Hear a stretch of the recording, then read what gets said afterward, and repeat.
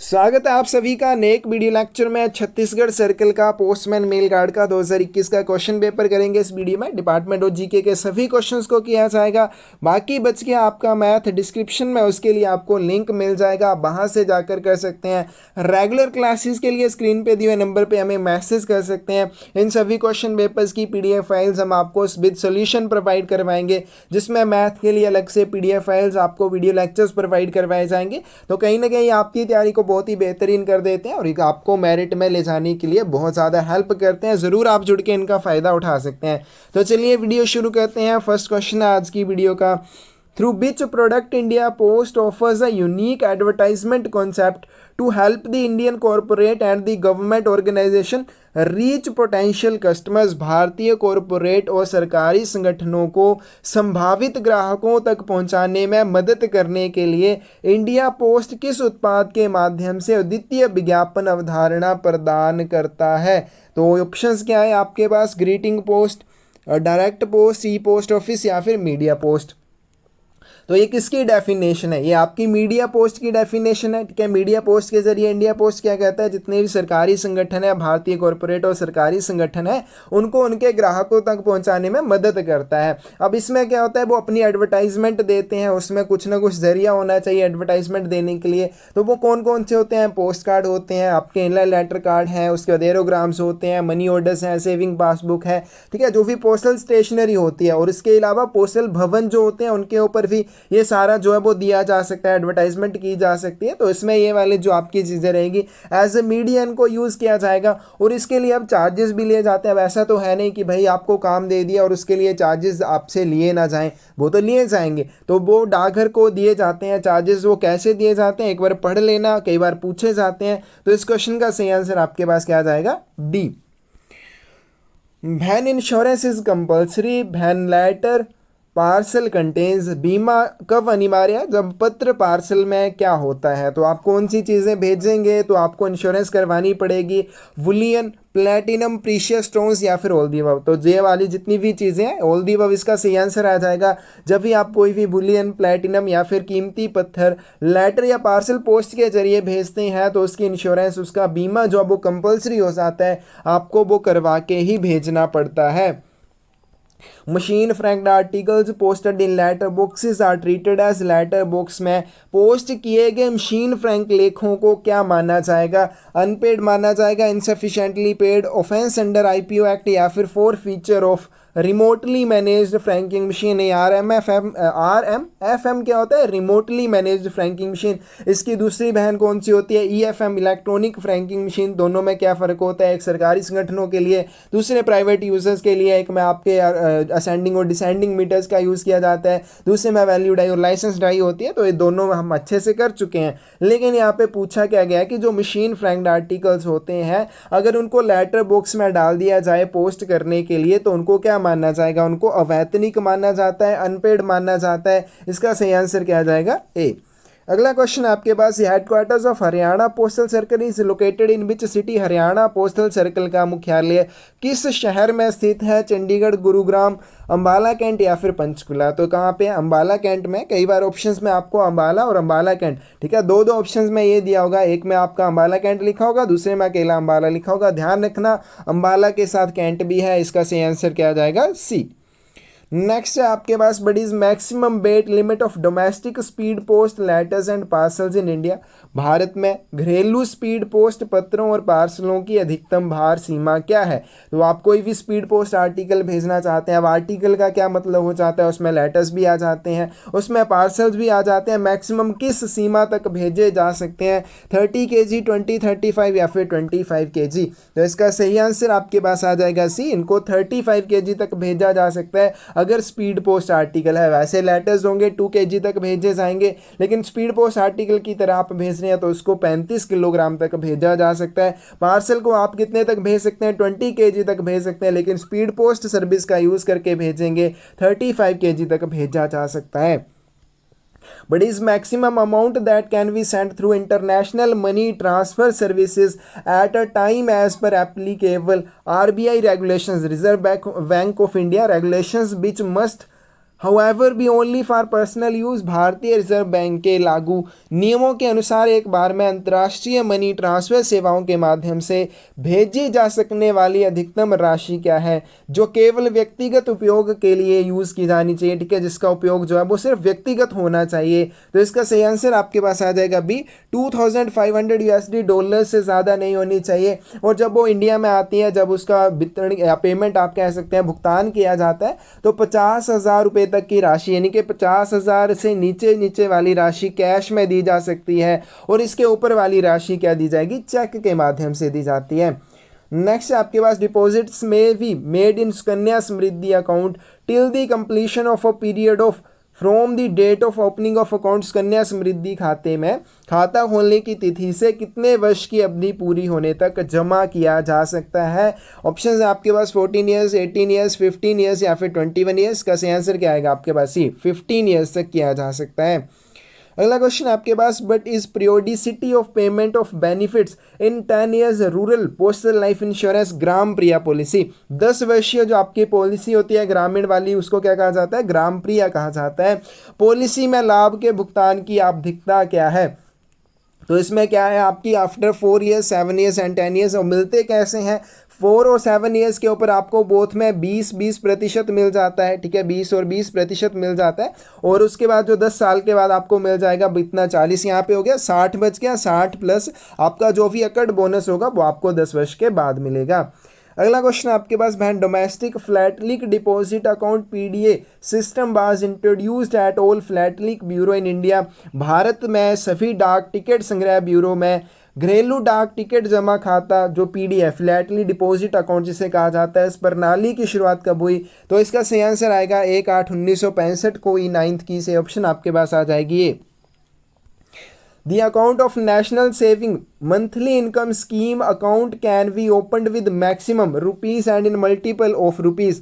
तो यहाँ पे मिनिमम होना चाहिए, ठीक है, मिनिमम कितने से खोला जाएगा, राष्ट्रीय बचत योजना खाता न्यूनतम कितनी राशि के साथ खोला जा सकता है और उसे कितने के गुणांक में खोला जाएगा। तो यहाँ पे MIS का अकाउंट जो है मिनिमम 1,000 रुपये से खुलता है, और 1,000 रुपये से अगर आप ज़्यादा राशि का खुलवाना चाहते हैं, अब होते हैं ना कुछ अमीर भी जिन जो ज़्यादा 1,000 से खुलवा सकते हैं, 2,000 3,000 इस तरह से खुलवाना चाहते हैं, तो वो क्या कर सकते हैं, उसको 1,000 रुपये के मल्टीपल में ही खुलवाना पड़ेगा। यानी कि 1,000 रुपये के बाद आपको दूसरी ऑप्शन क्या मिलेगी, 2,000 रुपये मिलेगी, ठीक है जी। कई बार अगर आ जाए मल्टीपल 100 के में हो जाए, तो उसमें 100 वाले में मल्टीपल होगा, तो उसमें 1,000 के बाद क्या आएगा आपका 1,100 आ जाएगा, ठीक है। इस तरह से ये खुलते हैं अकाउंट। अगला क्वेश्चन आपके पास, which of the following is a money back policy in PLI। निम्न में से कौन पोस्टल लाइफ इंश्योरेंस में एक मनी बैक पॉलिसी है। तो ऑप्शन है आपके पास संतोष, सुमंगल, सुरक्षा या फिर युगल सुरक्षा। तो इसमें आपको मैं एक हिंट दे देता हूँ, इसमें एंटीसिपेटेड एंडोमेंट एश्योरेंस जो होती है उसमें आपको पीरियोडिकल रिटर्न्स मिलती हैं, उसी के बारे में पूछा गया है। अब आपको पता होना चाहिए भाई एंटीसिपेटेड एंडोमेंट एश्योरेंस का नाम क्या होता है। तो 11th का सही आंसर क्या आ जाएगा, सुमंगल, बी ऑप्शन जो है सही हो जाएगी। अगला क्वेश्चन आपके पास, which of the following PLI policies do not have a surrender facility. निम्न में से किस PLI पॉलिसी में सरेंडर करने की सुविधा नहीं है। तो ऑप्शंस है, ऑप्शंस नहीं पॉइंट्स दिए हैं आपके पास, संतोष, सुरक्षा सुविधा, युगल सुरक्षा, चिल्ड्रन पॉलिसी या फिर सुमंगल। तो इसमें से आंसर क्या आ जाएगा, आपकी जो चिल्ड्रन पॉलिसी होती है, बाल जीवन बीमा जो होता है, इसमें आप सरेंडर नहीं कर सकते हैं। तो इसका सही आंसर क्या आ जाएगा आपके पास, बी आ जाएगा। अगला क्वेश्चन आपके पास, My Stamp is the brand name for personalized sheet of postage stamps of India Post. It was first introduced in India during the world.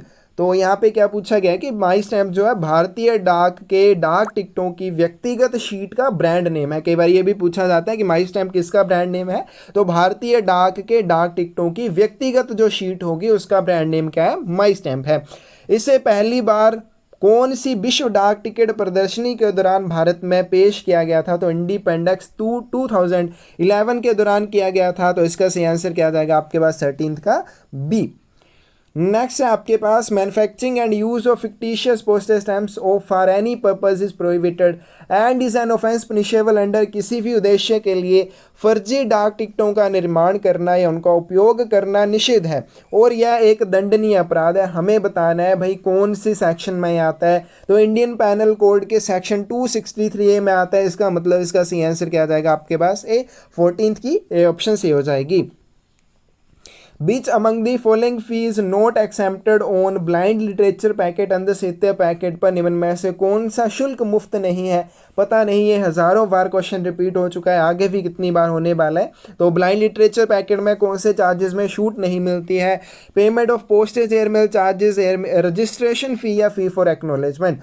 तो 15th की से ऑप्शन आपके पास आ जाएगी भी, एयरमेल चार्जेस जो होते हैं उसमें छूट नहीं दी जाती है।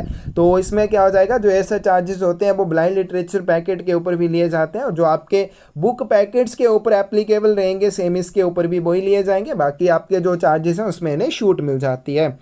नेक्स्ट है आपके पास नाइट पोस्ट ऑफिस फंक्शंस, रात्रिकालीन डाकघर का कार्य अप टू 8:30 PM। बिल्कुल ये सही ऑप्शन है, बिल्कुल इसको आप सही कर सकते हैं, लेकिन आंसर ये गलत हो जाएगा अगर आप अगली ऑप्शंस नहीं पढ़ते हैं। Night only on holidays, only on weekdays up to 8:30 PM and limited working hours on holidays and Sunday. सही आंसर जो हो जाएगा ये होगा आपका डी। ठीक है, वीक डेज मतलब नॉर्मल वाले क्या हो जाएंगे, जैसे मंडे टू, नॉर्मल तो नहीं बोला गया, ऑन वीक डेज यानी कि मंडे टू सैटरडे। तो सोमवार से लेके शनिवार तक ये रात के 8:30 बजे तक काम करते हैं, और जो आपके संडे होते हैं रविवार और साथ में जो पोस्टल हॉलीडेज रहेंगी उन दिनों ये रिस्ट्रिक्टेड आवर्स में काम करते हैं। रिस्ट्रिक्टेड मतलब 10 AM to 5 PM तक ही काम करेंगे।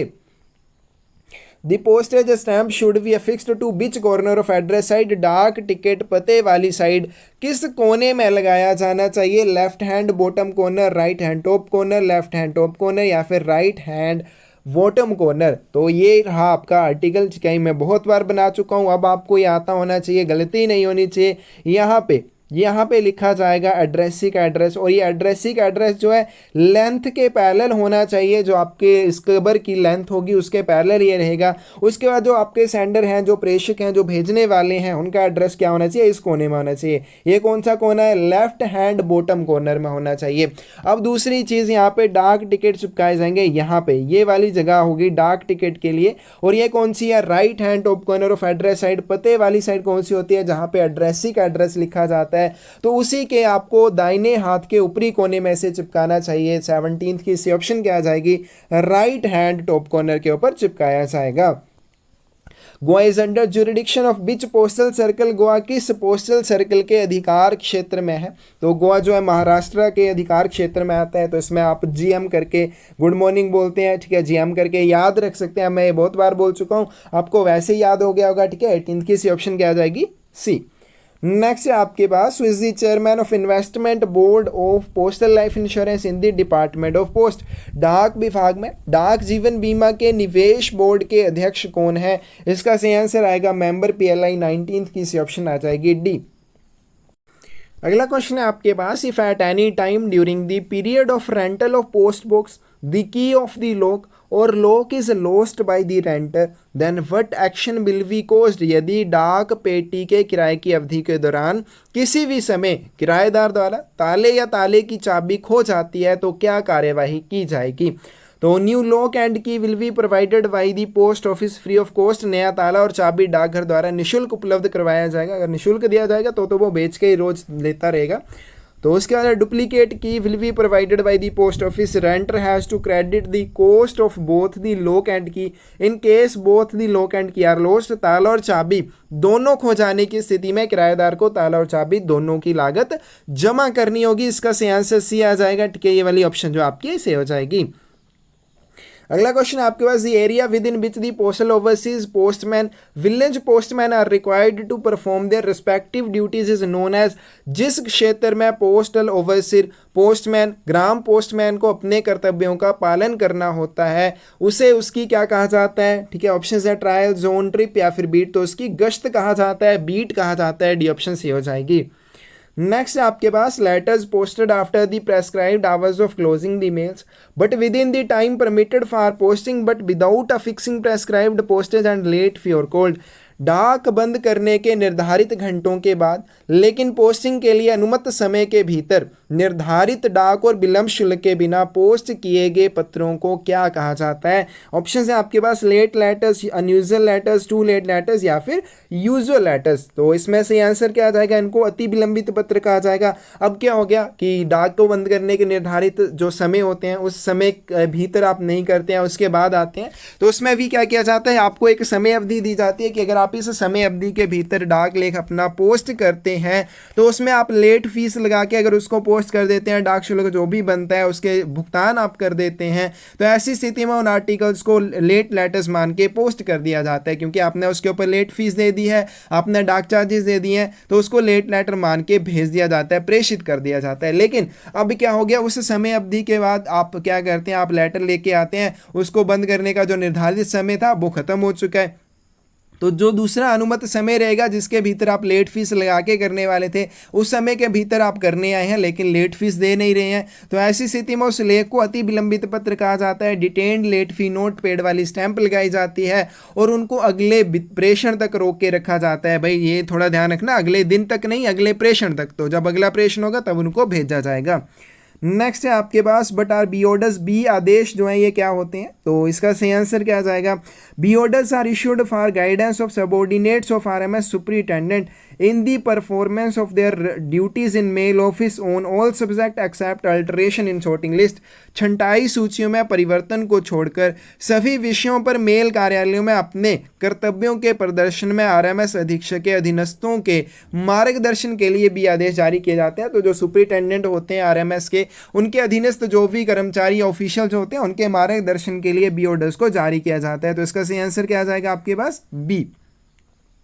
अगला क्वेश्चन है आपके पास, which of the following is not one of three kind of mail bags. निम्न में से कौन तीन प्रकार के मेल बैग में से एक नहीं है? Station mail bag, camp mail bag, sorting mail bag या फिर कंबाइंड मेल बैग। तो इसमें से देखिए तीन तरह के आपके मेल बैग होते हैं, स्टेशन, सोर्टिंग और कंबाइंड। तो इसमें कौन सा नहीं आएगा? कैंप वाला नहीं आएगा, बी ऑप्शन जो है सही हो जाएगी।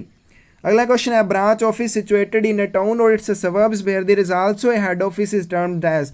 एक शहर या उसके उपनगरों में स्थित एक शाखा कार्यालय जहां प्रधान कार्यालय भी हो तो उसको क्या कहा जाता है? टाउन सब ऑफिस। अब यहाँ पे ये गलती ज़रूर करेंगे, ठीक है, कुछ टाउन सब ऑफिस को टिक करेंगे, लेकिन यहाँ पे क्या पूछा गया है भाई? ब्रांच ऑफिस की बात की गई है। तो अगर पूछा गया होता है सब ऑफिस सिचुएटेड इन ए टाउन तो क्या जाना था? टाउन सब ऑफिस, लेकिन ब्रांच ऑफिस की बात की गई है तो टाउन ब्रांच ऑफिस उसको कहा जाएगा, डी ऑप्शन जो है सही हो जाएगी।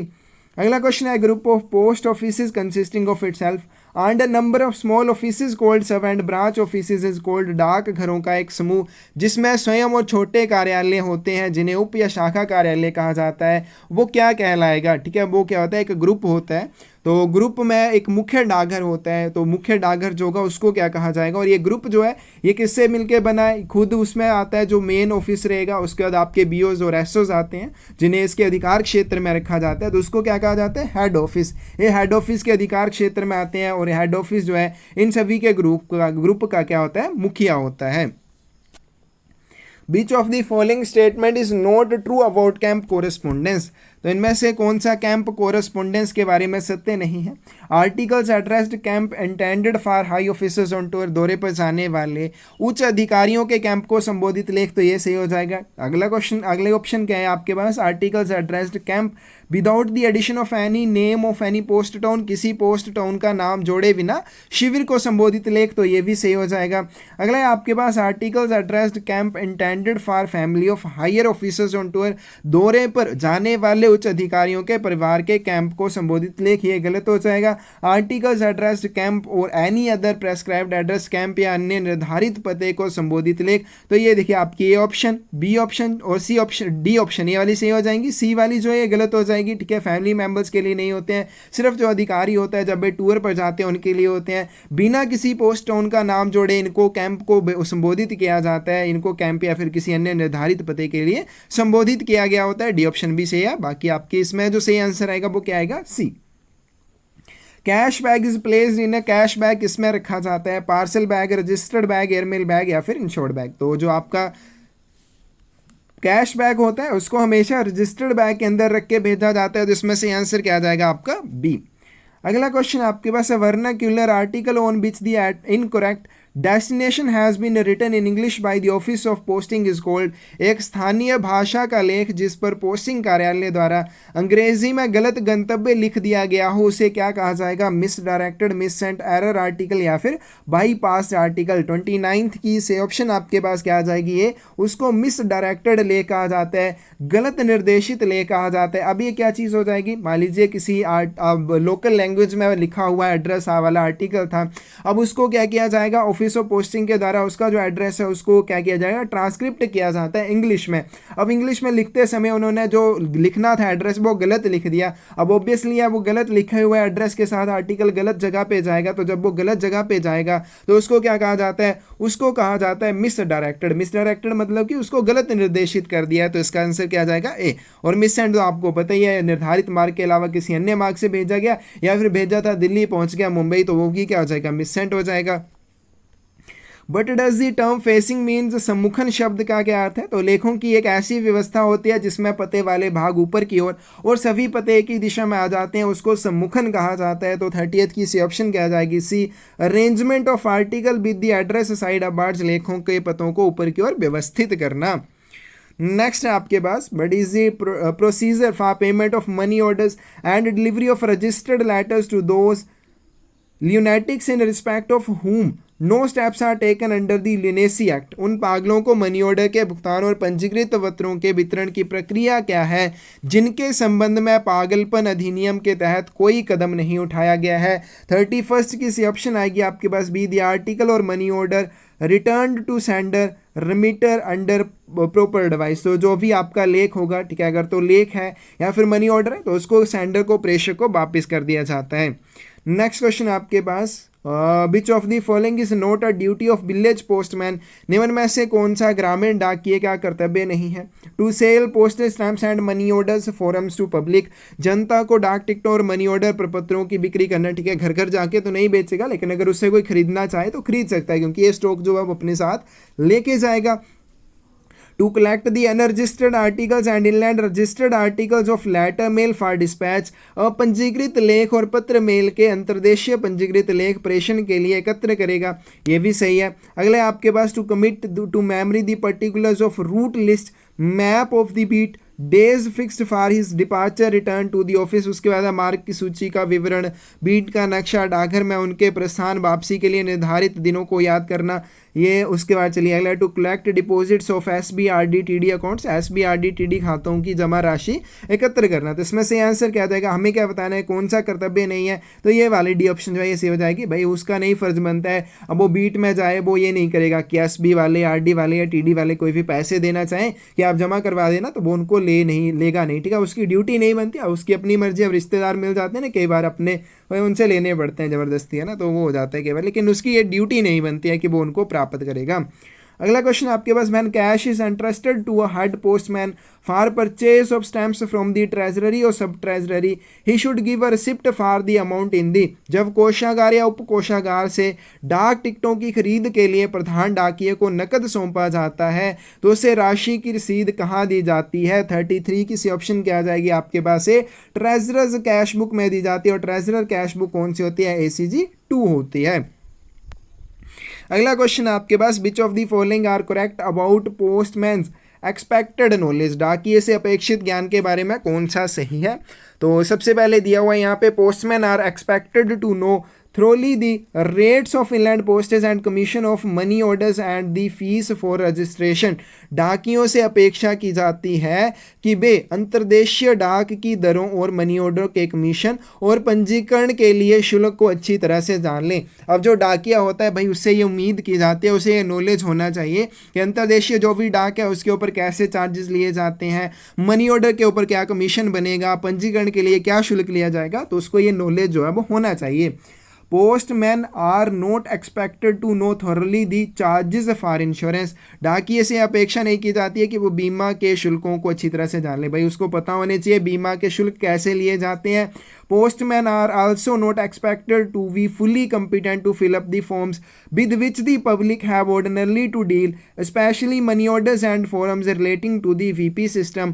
डाकियों से अपेक्षा नहीं की जाती है कि वे उन प्रपत्रों को भरने के लिए पूरी तरह से सक्षम होना चाहिए जिनसे आमतौर पर जनता को निपटना होता है, विशेषकर मनी ऑर्डर और बीपी प्रणाली से संबंधित प्रपत्रों को भरने के लिए। भाई ये वाला गलत हो गया ना, दूसरे वाला, तीसरे वाला भी गलत है।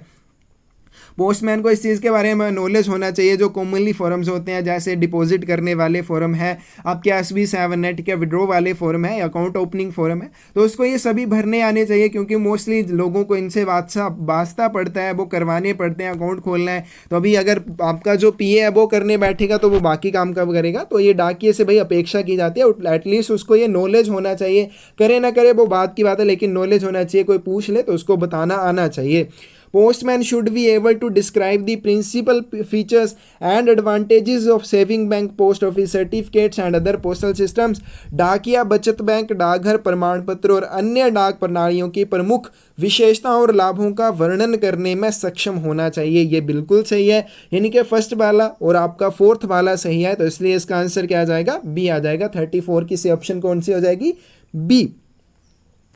अगला क्वेश्चन आपके पास, the particulars of the articles given for delivery under which system is note to be entered in the postman book. किस प्रणाली के अंतर्गत स्पुर्दगी के लिए दी गई वस्तुओं का विवरण पोस्टमैन बुक में दर्ज नहीं किया जाना चाहिए? VP system, delivery slip system, addresses receipt system या फिर सेंट्रल डिलीवरी सिस्टम। तो इसका सही आंसर आएगा आपके पास भी डिलीवरी स्लिप सिस्टम में। आपके जो पर्टिकुलर्स होंगे आर्टिकल्स के, उनको फिर क्या करना पड़ता है? पोस्टमैन बुक में एंटर नहीं करना पड़ता है। अगला क्वेश्चन आपके पास, in whose possession the insurance seal must always remain, who will be held responsible for its safe custody in sorting mail office. बीमा मोहर हमेशा किसके कब्जे में रहनी चाहिए? जो उसकी सुरक्षित अभिरक्षा के लिए जिम्मेदार होगा, सब रिकॉर्ड ऑफिसर। उसके बाद आपके पास sorting assistant, dealing with insurance branch, head sorting assistant या फिर मेल गार्ड। तो जो आपकी बीमा मोहर होती है हमेशा हेड सॉर्टिंग असिस्टेंट, प्रधान छंटाई सहायक के कब्जे में रहती है। सी ऑप्शन जो है सही हो जाएगी। नेक्स्ट है आपके पास, daily report of HSA, head sorting assistant की जो दैनिक रिपोर्ट होती है, शुड कंटेन दी। तो इसमें क्या होना चाहिए, क्या शामिल होता है? इरेगुलरिटीज ऑब्जर्व्ड बाय हिम और अदर एसेज क्या होते हैं? Sorting assistants of the set. उसके या सेट के अन्य सॉर्टिंग असिस्टेंट्स के द्वारा देखी गई जो भी अनियमितताएं होंगी, डेली स्टैटिस्टिक्स होंगी, movement of all trains detailed and dispatches, booking and deposit dispatches details. तो इसमें से आंसर क्या आएगा? उसमें इरेगुलरिटीज जो भी उसके द्वारा खुद हेड सॉर्टिंग असिस्टेंट के द्वारा स्वयं महसूस की जाती हैं, उसके सॉर्टिंग असिस्टेंट के द्वारा उसको बताई जाती हैं, उनके बारे में इसमें दैनिक रिपोर्ट में बताया जाएगा। अगला क्वेश्चन है आपके पास, the mail carrier takes receipt for a bag while the exchange of mails in his mail peons book maintained in the form. Bag के आदान प्रदान के समय डाक वाहक अपनी मेल चपरासी बुक में रसीद लेता है, यह कौन से फॉर्म पर बनती है? अब क्या होता है ना कि जहाँ पे मेल लिस्ट का यूज़ नहीं किया जाता है, वहाँ पे जो रिसिप्ट ली जाती है वो कैसे ली जाती है? पोस्ट ऑफिस या मेल ऑफिस के द्वारा रिसिप्ट बुक में ली जाती है। लेकिन जहाँ पे मेल लिस्ट यूज़ नहीं होती है वहाँ पे तो ऐसा हो जाएगा, लेकिन बाकी जो केसेस हैं उसमें क्या होता है, जो रसीद ली जाती है वो कहाँ पे ली जाती है? आपकी जो मेल पीएंस बुक होती है उसमें ली जाती है। अब ये कौन से फॉर्म के ऊपर बनती है वो आपको बतानी है। तो इसका सही आंसर आएगा आपके पास DMS 28, इसके ऊपर क्या बनती है? मेल पीएंस बुक बनती है। अगला क्वेश्चन आपके पास, in the case of sections the entries for the out and in trip are to be shown in the mail abstract. अनुभागों के मामले में आउट और इन ट्रिप के लिए प्रविष्टियां मेल्स आर में उनको कैसे दिखाया जाएगा? Separately. No entries to be made in mail abstract shown along with other entries या फिर टुगेदर। तो 39 की से ऑप्शन क्या आ जाएगी आपके पास? ये इनको अलग अलग दर्शाया जाता है, ठीक है, अलग से इनको दर्शाया जाता है। ये ऑप्शन जो है सही हो जाएगी। अगला क्वेश्चन आपके पास, who should explain the meaning of B orders और TV orders to all the sorting assistants और to the mail guard, who should initial the order in evidence of having understood it. सभी sorting सहायकों या mail guard को B आदेश, B order या फिर जो TV ऑर्डर्स होते हैं तो उनका अर्थ कौन समझाएगा कि उनके बारे में क्या बोला गया है, क्यों उनको इशू किया गया है, किस चीज़ के संबंध में किया गया है, उसका अर्थ कौन समझाएगा? जो इसे समझने के सबूत में आदेश पर हस्ताक्षर करेंगे। फिर क्या होता है कि उनको समझ आ गया इस चीज़ के लिए वो सॉर्टिंग असिस्टेंट जितने भी होंगे वो हस्ताक्षर करते हैं ऑर्डर के ऊपर। तो dealing assistant in record office, record officer, assistant superintendent of RMS या फिर head record, head sorting assistant. तो कौन समझाता है? रिकॉर्ड ऑफिसर, अभिलेख अधिकारी के द्वारा समझाया जाता है। 40th की से ऑप्शन क्या आ जाएगी? बी। अगला क्वेश्चन आपके पास, money order neither paid to payee nor remitter called as money order, जो ना ही प्राप्तकर्ता को जिसका भुगतान किया जा सका और ना ही उसको प्रेषक को वापस किया जा सके, उसको क्या कहा जाएगा, उसको वॉइड मनी ऑर्डर कहा जाता है, शून्य मनी ऑर्डर कहा जाता है। सी ऑप्शन से हो जाएगी। नेक्स्ट क्वेश्चन आपके पास, letter posted insufficiently prepaid is charge on delivery with, अपर्याप्त प्रीपेड पोस्ट किए गए पत्र पर वितरण के समय क्या शुल्क लिया जाएगा, double the amount of deficiency, double the amount of postage, single the amount of deficiency या फिर half the amount of deficiency. तो जब भी आप कोई लेख कमी के साथ भेजते हैं, आप डाक चार्जेस पूरे नहीं देते हैं, तो वितरण के समय कमी का 2 गुना लिया जाता है 40 सेकंड की। से ऑप्शन क्या आ जाएगी, double the amount of deficiency, कमी का 2 गुना लिया जाएगा। अब अगर उसको अनपेड भेजा जाता है तब जितने पहले प्रीपेड चार्जेस लगने थे उसका 2 गुना लिया जाएगा। तो यहाँ पे क्या हो जाएगा, जैसे मान लीजिए 10 रुपये लगने थे, 5 रुपये आपने दे दिए। अब 5 रुपये जब आपने दे दिए तो कमी कितनी रह गई, 5 रुपये। अब वितरण के समय 5 का 2 गुना लिया जाएगा, यानी कि 10 रुपये आप कितने देने पड़ेंगे, फिर से आपको 10 रुपये देने पड़ेंगे। Instructions regarding change of residence will not be attended only after, निवास परिवर्तन के संबंध में निर्देश सामान्यतः किस समय के बाद समाप्त हो जाते हैं। तो जो भी आप एड्रेसी जो होता है या आपका जो प्राप्तकर्ता होता है, जो अपने पते के परिवर्तन के संबंध में निर्देश देता है, इंस्ट्रक्शंस देता है, वो 3 महीने के बाद समाप्त हो जाती हैं। 43rd की से ऑप्शन क्या आ जाएगी आपके पास, बी। नेक्स्ट क्वेश्चन आपके पास, the weight limit of book packet containing periodicals is, पत्रिकाओं वाले बुक पैकेट की भार सीमा क्या होती है। तो 44 की सही ऑप्शन जो आ जाएगी ये आएगी आपके पास B, 5 kg। Next question, every letter packet और parcel has to be stamped with the date stamp of at least how many post offices, प्रत्येक पत्र पैकेट या पार्सल पर कम से कम इतने डाकघरों की तारीख मोहर लगनी चाहिए। तो कम से कम 2 डाकघरों की होनी चाहिए, एक आपका ऑफिस ऑफ पोस्टिंग हो जाएगा, दूसरा ऑफिस ऑफ डेस्टिनेशन। नेक्स्ट है आपके पास, any postal article can be redirected, किसी भी डाक लेख को पुनः निर्देशित किसके द्वारा किया जा सकता है, bye the office of destination, गंतव्य के कार्यालय द्वारा। यही इसका आंसर आ जाएगा ये, जो भी गंतव्य का कार्यालय होगा। गंतव्य का कार्यालय क्या होता है, जहां से उस लेख का वितरण किया जाना हो वो इसका गंतव्य कार्यालय होता है। तो लेख का पुनः निर्देशन भी वही डाकघर कर सकता है जो उसका क्या होता है, गंतव्य कार्यालय होता है।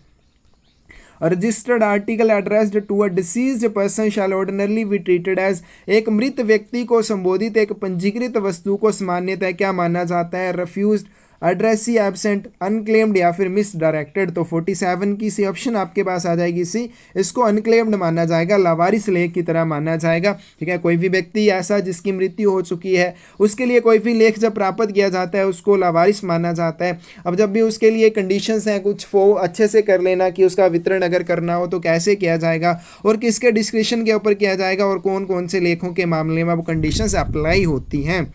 नेक्स्ट है आपके पास, redirection fee of parcels except delivery area और ओरिजिनल एड्रेसेस, वितरण क्षेत्र या मूल पते को छोड़कर पार्सल का पुनः निर्देशन शुल्क क्या होगा, half the prepaid rate, free of cost, postage plus registration fees या फिर फुल पोस्टेज। तो 48 की से ऑप्शन आपके पास क्या आ जाएगी, ये हाफ दी प्रीपेड रेट। तो जब भी क्या कहते हैं, मान लीजिए ये आ गया आपका जहाँ से आपके पार्सल का क्या होना था, वितरण होना था, लेकिन अब उसको क्या करना पड़ रहा है, छोड़िए छोटा सा बन गया।